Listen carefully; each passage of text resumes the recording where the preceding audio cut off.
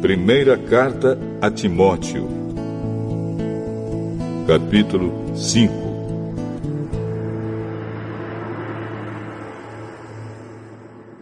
Não repreenda um homem mais velho, mas o aconselhe, como se ele fosse o seu pai. Trate os homens mais jovens como irmãos, as mulheres idosas como mães e as mulheres jovens como irmãs, com toda a pureza. Cuide das viúvas que não tenham ninguém para ajudá-las.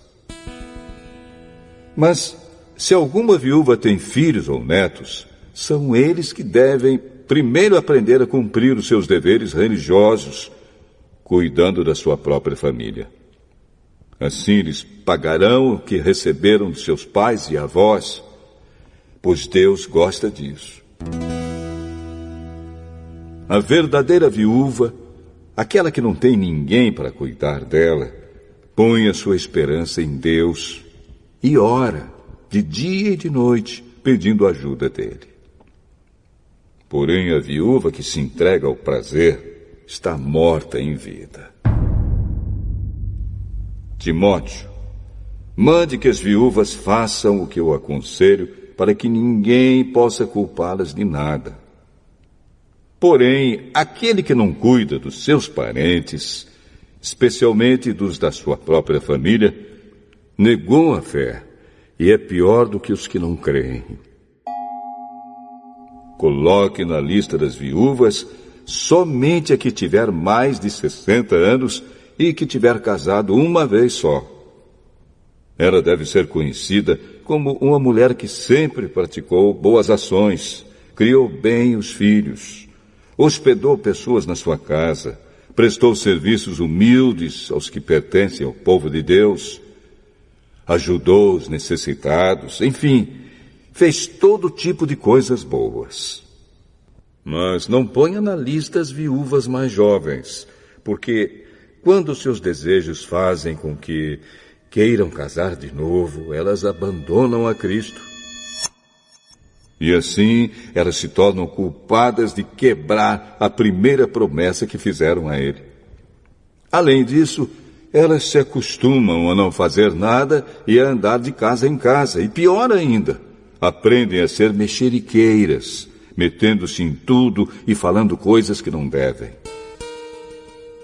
Por isso, eu quero que as viúvas mais novas casem, tenham filhos e cuidem da sua casa, para que os nossos inimigos não tenham motivos para falar mal de nós. Pois algumas viúvas já se desviaram e seguiram Satanás. Se alguma mulher cristã tem viúvas na sua família, ela deve ajudá-las. Que ela não ponha essa carga sobre a igreja, para que a igreja possa cuidar das viúvas que não tenham ninguém que as ajude. Os presbíteros que fazem um bom trabalho na igreja merecem pagamento em dobro, especialmente os que se esforçam na pregação do Evangelho e no ensino cristão. Pois as Escrituras Sagradas dizem: não amarre a boca do boi quando ele estiver pisando o trigo. E dizem ainda: o trabalhador merece o seu salário. Não aceite nenhuma acusação contra qualquer presbítero, a não ser que ela seja feita por 2 testemunhas, pelo menos. Repreenda publicamente os presbíteros que cometem pecados, para que os outros fiquem com medo. Na presença de Deus, de Cristo Jesus e dos santos anjos, eu peço e insisto no seguinte: em tudo que você fizer, obedeça a estas instruções, sem preconceito contra ninguém e sem favorecer nenhuma pessoa. Não tenha pressa de colocar as mãos sobre alguém para dedicá-lo ao serviço do Senhor. Não tome parte dos pecados dos outros. Conserve-se puro. Já que muitas vezes você tem ficado doente do estômago, não beba somente água, mas beba também um pouco de vinho. Os pecados de algumas pessoas podem ser vistos claramente antes mesmo delas serem julgadas. Mas os pecados de outras pessoas só são vistos depois.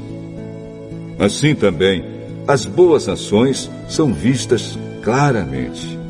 E mesmo aquelas que são difíceis de ver, não poderão ficar escondidas para sempre.